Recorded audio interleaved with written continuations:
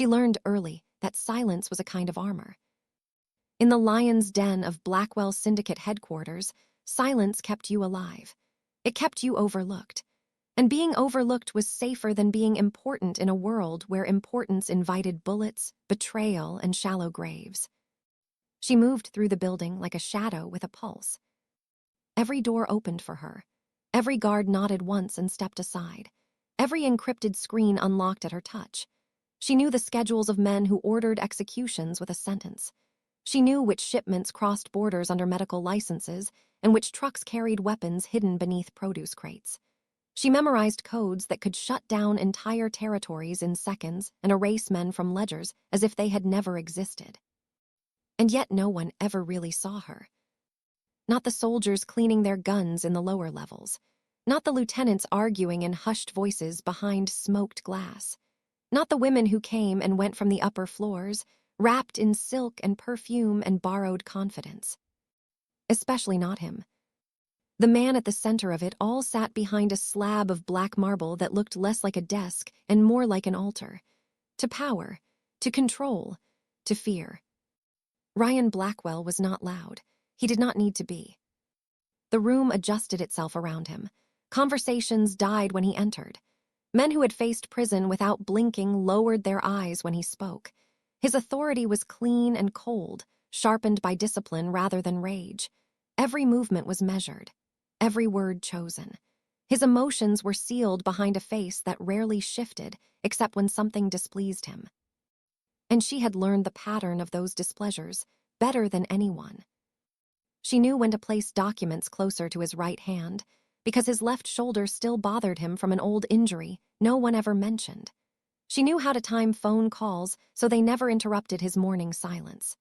She knew the exact temperature of his coffee, the order in which he reviewed reports, the way his jaw tightened when bad news approached before it was even spoken. She knew him. He did not know her. Not really. To him, she was efficiency, precision, a presence that made the chaos run smoothly and then disappeared before it could demand acknowledgement.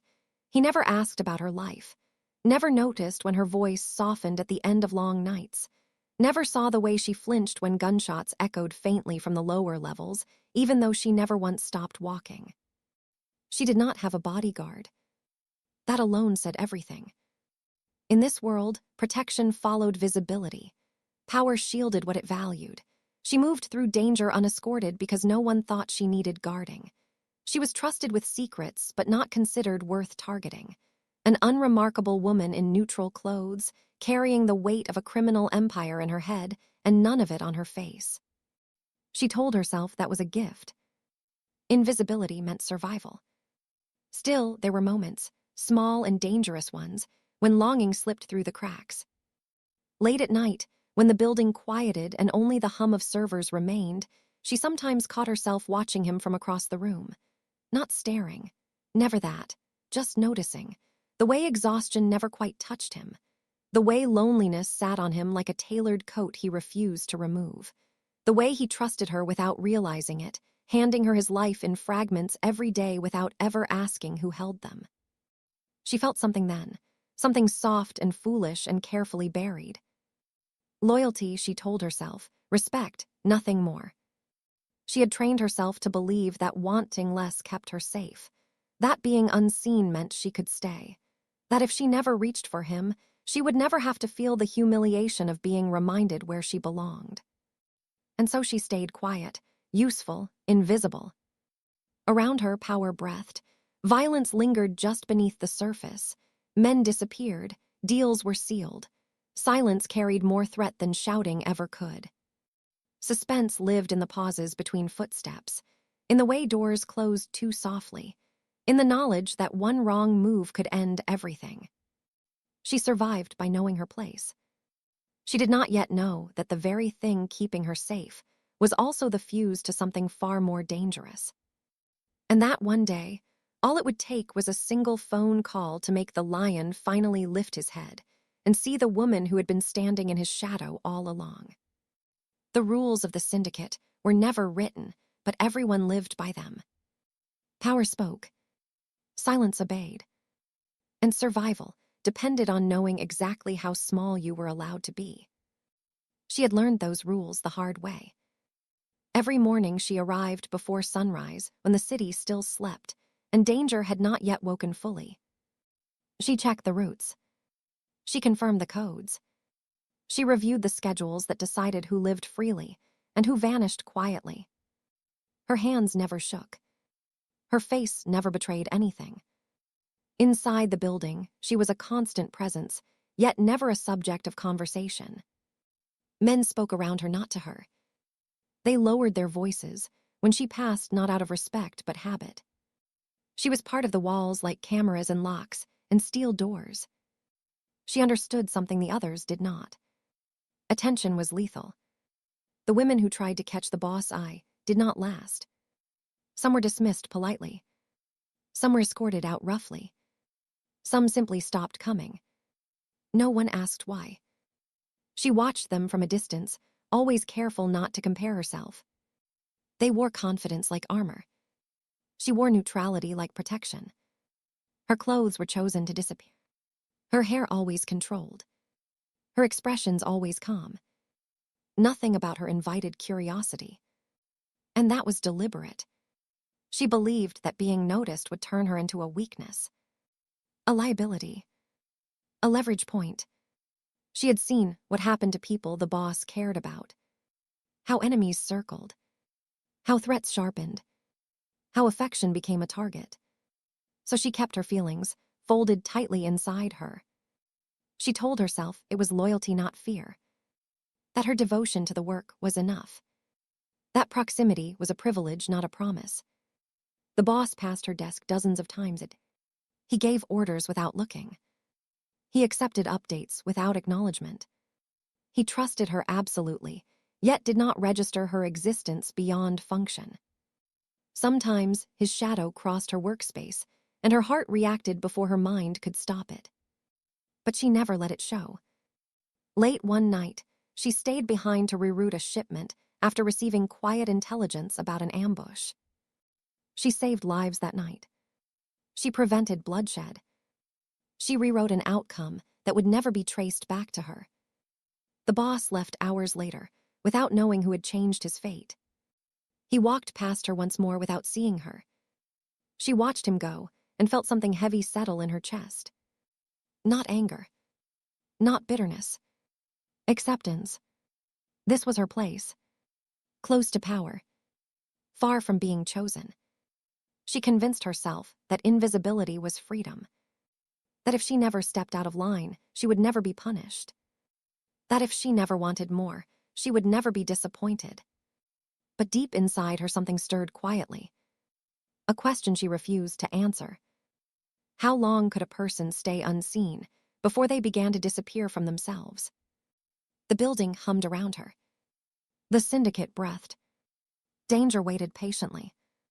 And in the stillness, she did not yet realize that the rules she trusted were already starting to bend. The call came late. Later than anyone was supposed to call her. Later than the rules allowed. The building was quieter than usual. Lights dimmed. Men gone. Only the low hum of power remained. She sat at her desk alone.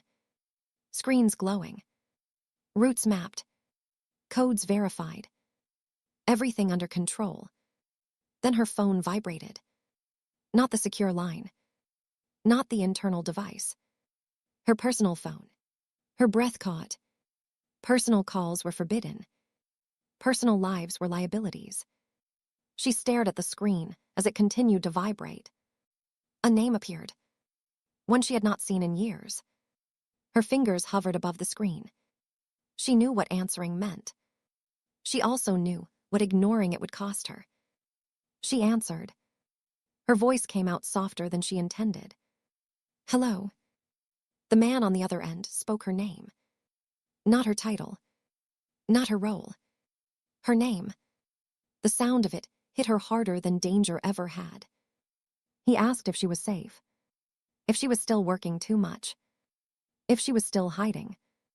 She closed her eyes. She did not answer right away. No one had asked her those questions in a long time. She told him she was fine. that she was busy, that she could not talk. He said he understood. He always did. He told her he was back in the city, that he had been thinking about her, that he just wanted to hear her voice. She felt something loosen inside her, something she had kept locked away. She did not notice the door behind her open. The boss entered the floor silently, as he always did. He stopped. He heard her voice. Not the controlled professional tone she used for him, not the flat efficiency she used for others, but something warmer, something real. He watched from a distance. He did not interrupt. He saw her standing there, phone in hand, shoulders, relaxed, eyes distant. He saw a version of her he had never seen. Something unfamiliar twisted in his chest. She ended the call quickly. Too quickly. Her hand shook as she lowered the phone. She took a breath. She turned and froze. He stood there, watching her. For the first time, his eyes did not pass over her. They stopped. The silence stretched. Heavy. Charged. Who was that, he asked. Her pulse raced. Just an old friend, she said. His gaze lingered. Longer than necessary. You do not take personal calls here, he said. I know, she replied. Then why did you answer? She met his eyes. Because it mattered. The words surprised both of them. Something dark flashed across his face. Not anger. Not Ray. Something sharper. He nodded once. Dismissed her. Walked away. But the air had changed. She felt it. The walls felt closer. The building less quiet. She returned to her work. But her focus fractured. She did not see him watching from the glass. His jaw tight. His hands clenched. For the first time, he wondered who she was. And for the first time, she wondered what would happen if she stopped being invisible. Outside, the city moved on. Inside the syndicate, something had shifted.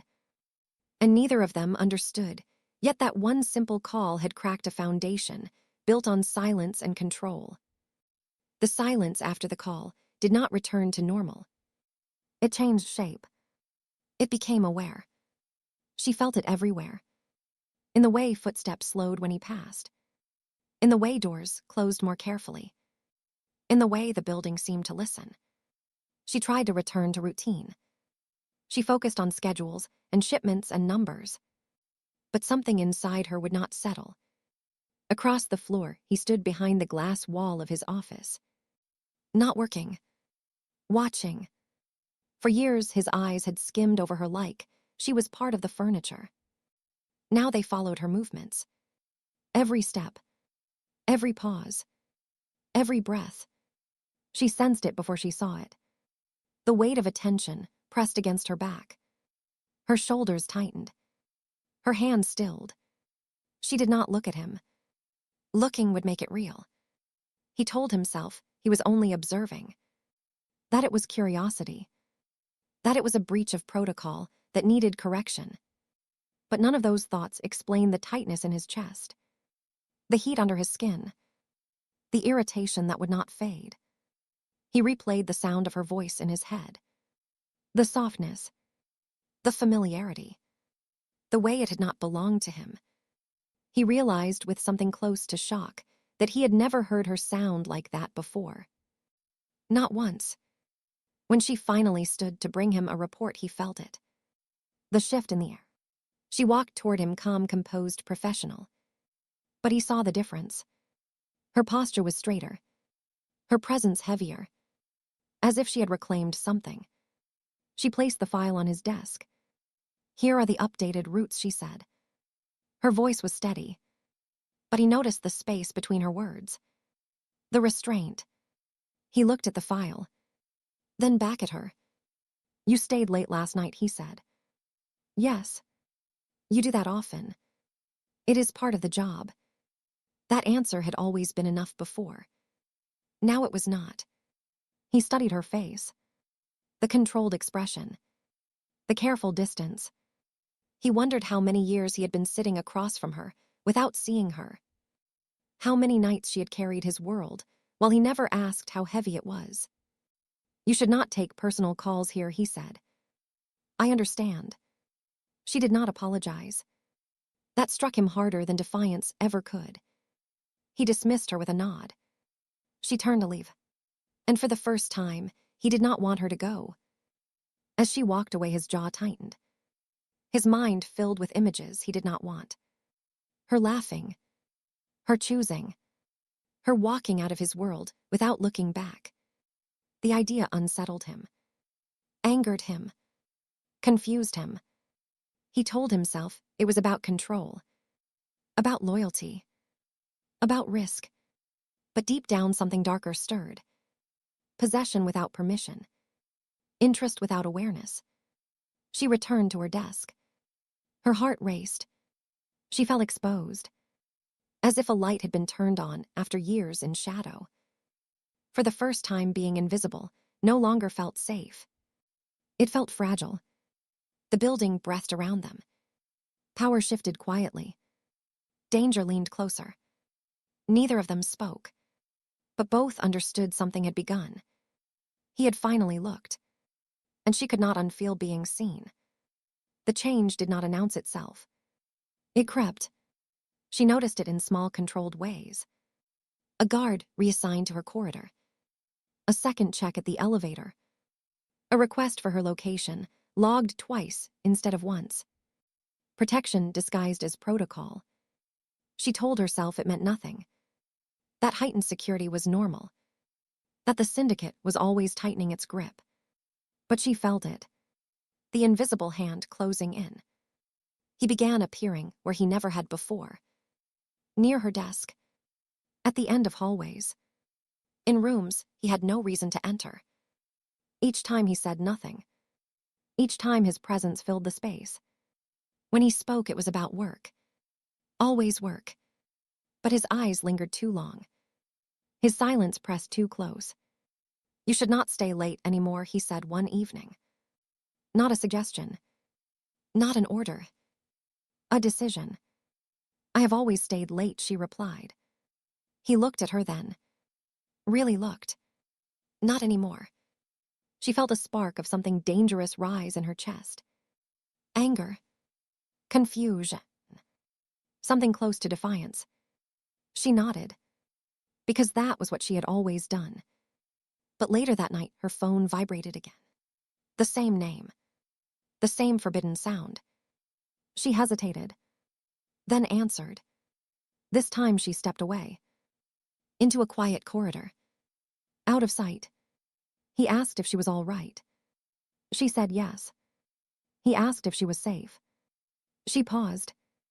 The question felt heavier now. She did not see him until it was too late. He stood at the end of the corridor. Watching. He did not interrupt. He did not move.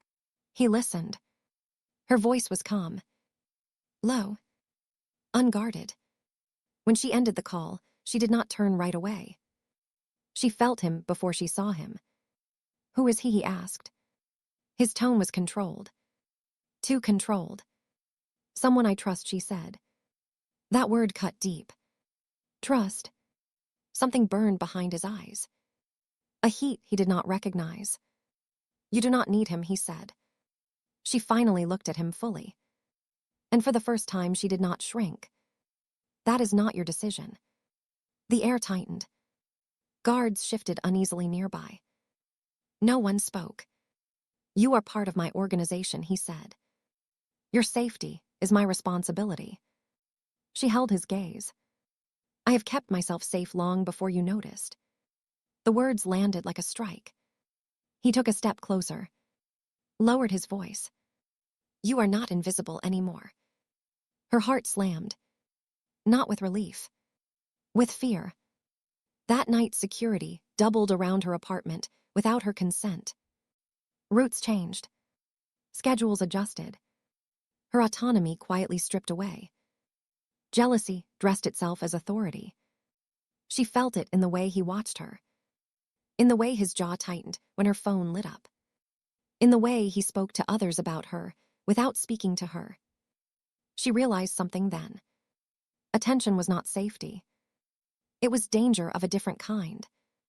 The man on the phone offered her something simple. Choice. Conversation. A life that did not revolve around power and fear. And for the first time, she wondered what it would feel like to step outside the syndicate's shadow. He felt it too. Her distance. Her silence shifting. It terrified him. Because the more he tried to control the situation, the more he understood the truth.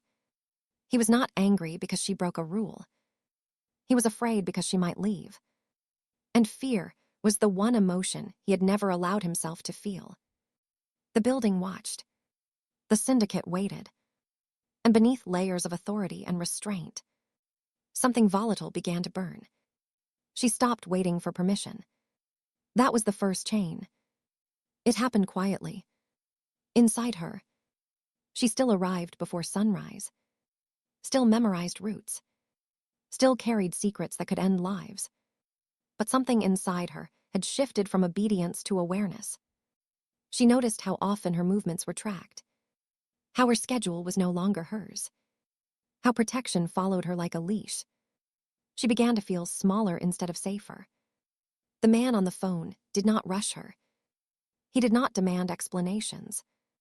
He did not tell her what she was allowed to do. He asked how her day was. He asked what she wanted. Questions no one in the syndicate had ever asked her. Each call reminded her of the woman she had been before she learned how to disappear. Before survival became her only goal. She started leaving earlier. Taking different routes. Making choices that belonged only to her. The boss noticed immediately. Her desk was empty when he expected her. Her reports came earlier than usual. Her voice carried distance, not deference. He told himself she was just tired. That this phase would pass. But it did not. She stopped reacting to his presence. Stopped stiffening when he entered a room. Stopped anticipating his moods.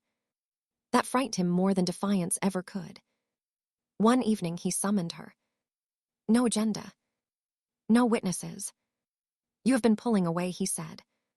She met his eyes calmly. I am still doing my job. That was not what he meant. And they both knew it. You are changing, he said. She nodded. Yes. He did not like that answer. Why? Because I forgot myself here, she said. And I am remembering. The words landed heavier than any threat. He wanted to tell her to stop. To remind her who he was. What this world demanded. But something held him back. Fear. She continued. I spent years believing invisibility kept me safe. But it only kept me small. You do not get to decide that, he said. She looked at him steadily. That is exactly why I have to. For the first time, she did not feel loyalty pulling her toward him. She felt choice pulling her away. That night she packed a bag. Nothing dramatic. Just essentials. The man on the phone offered help. A place. Time. She did not accept yet. But knowing it existed changed everything. Across the city, the boss stood alone in his office. Watching lights fade. Feeling something he could not command. Loss. He realized then that control had blinded him. That silence had hidden her. That by never seeing her, he had taught her how to leave. The syndicate remained powerful. Untouched. But his world felt unstable. Because for the first time, the woman he never noticed was choosing herself. And there was nothing his authority could do to stop it. Suspense settled into the air. Not from violence, but from the quiet certainty that once someone sees their worth, they never return to the shadows willingly. The confrontation did not happen in anger. It happened in silence. He called for her without witnesses. No guards. No advisors. No glass walls. Just a room thick with power and restraint. She entered knowing something irreversible waited inside. He stood near the window. City lights below. Hands clasped behind his back. "You're planning to leave," he said. Not a question. A statement. She did not deny it. "I am planning to live." He turned then, and for the first time the mask slipped. Not Ray. Not threat. Fear. "You belong here," he said. The words felt heavy. Dangerous. "I belong to myself," she replied. The air tightened. Years of hierarchy pressed down on both of them. He took a step closer, lowered his voice. "You do not understand what this world does to people who walk away." She held her ground. "I understand exactly what it does to people who stay invisible." That struck deeper than any betrayal. He watched her, really watched her. The calm in her eyes, the certainty in her posture, the absence of permission. "You never saw me," she said. "Not once. I stood beside you every day. I carried your empire in my hands. And you looked through me." His jaw tightened. "Now that someone else hears my voice, now that someone asks if I am safe, you finally look at me." "This is not about another man," he said. She shook her head slowly. "Then why did you only notice me when you thought you were losing control?" The words landed hard. Clean. True. He wanted to deny it, to command, to shut it down. But he could not, because she was right. "You think this is jealousy," she continued. "But it is regret. And regret is not enough." Silence stretched. Heavy. Unforgiving. He spoke carefully. "I did not see you, because I trained myself not to see anyone." "That was your choice," she replied. "And this is mine." He moved closer. Close enough that the room felt smaller. "I can protect you," he said. "Give you everything." She met his eyes without fear. "I never asked to be protected. I asked to be seen." Something broke then. Not loudly, but completely. He realized power had never been the problem. Distance had been. "You are asking me to trust you now," she said. "After years of silence. After years of being nothing." She paused, and her voice softened. "I trusted you long before you deserved it." That was the moment he understood. This was not about authority, or loyalty, or control. This was about a woman who had waited quietly, and finally stopped waiting. "If you walk away," he said, "I will not stop you." That admission cost him more than violence ever had. She nodded. "Thank you." She turned toward the door. He watched her go, not as a boss losing control, but as a man realizing he had already lost something priceless. The door closed softly, and in the stillness that followed, he felt the full weight of what it meant to finally see someone, when it was almost too late. He did not sleep. Power had always obeyed him. Men moved when he spoke. Borders shifted when he decided. Fear answered faster than loyalty. But none of that helped now. The building felt hollow without her quiet presence. Her desk empty. Her silence louder than gunfire. For the first time in his life, he faced an enemy he could not eliminate. Himself. He replayed every moment. Every time she stood beside him without being acknowledged. Every time she carried his world while he pretended it was weightless. He realized something terrifying. She had never been weak. He had been afraid. Afraid that seeing her would make her a target. Afraid that wanting her would fracture his control. Afraid that love would turn power into vulnerability. So he had sealed himself. And in doing so, he had taught her how to leave. By morning, he made a decision that shocked the syndicate. He began dismantling his own control. Roots were reassigned. Authority delegated. Protection withdrawn where it was not chosen. When his lieutenants questioned him, he answered with silence, the kind that ended discussions. Then he went to her, not as a boss, not as a threat, as a man stripped of armor. She was standing by the window of a quiet apartment, packed bag at her feet, City waking behind her. "I am not here to stop you," he said. She did not turn. "Then why are you here?" "To tell you the truth." That made her face him. "I saw you every day," he said. "And I convinced myself that not wanting you was the same as not needing you." His voice was steady, but his eyes were not. "I told myself silence was protection. That distance was safety. But all I did was erase you." She listened. Not hopeful. Not guarded. Just present. "I am jealous," he continued. "Not of the man who called you, but of the life he could offer without fear. I am afraid," he said, "of loving you in a world built to destroy what matters." He took a breath and made the choice that cost him everything. "I will let you go. No guards. No surveillance. No retaliation.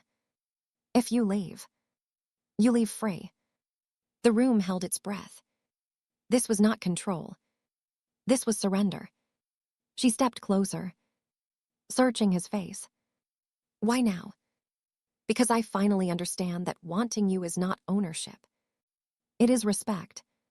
And if you ever choose to stay, it must be because you want me, not because you are afraid of losing everything else." Tears burned her eyes. Not from relief, from recognition.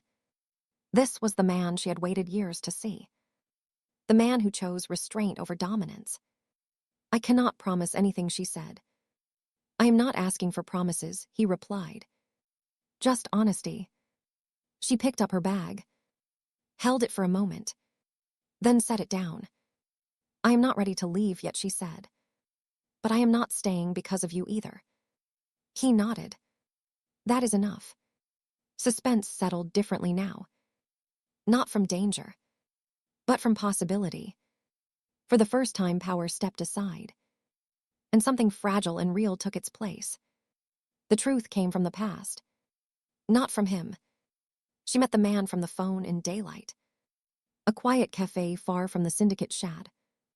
Somewhere ordinary. Safe. He looked older than she remembered. Softer. But his eyes still held the same calm certainty. "You should have told me sooner," she said. He smiled sadly. "I was told not to." That answer froze her. Told by whom?